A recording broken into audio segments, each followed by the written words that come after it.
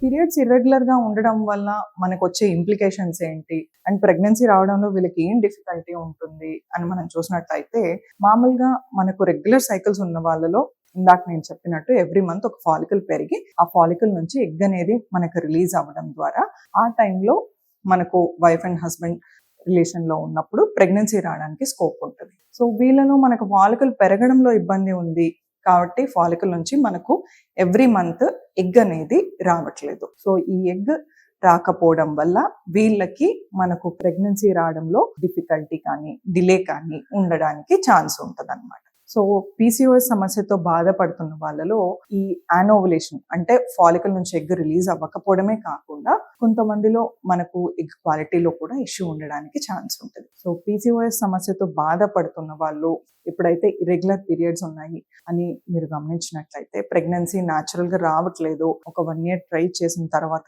కూడా అన్నప్పుడు ఒకసారి బేసిక్ ఫర్టిలిటీ ఎవాల్యుయేషన్ అనేది తీసుకోవడం ద్వారా అదర్ కాసెస్ ఏమన్నా ఉన్నాయా అనేది కూడా మనకు తెలుస్తుంది. సో దీన్ని బట్టి మనకు సరైన ట్రీట్మెంట్ ప్లాన్ చేసినట్లయితే ప్రెగ్నెన్సీ అవుట్కమ్ అనేది బెటర్గా ఉండడానికి ఛాన్స్ ఉంటుంది.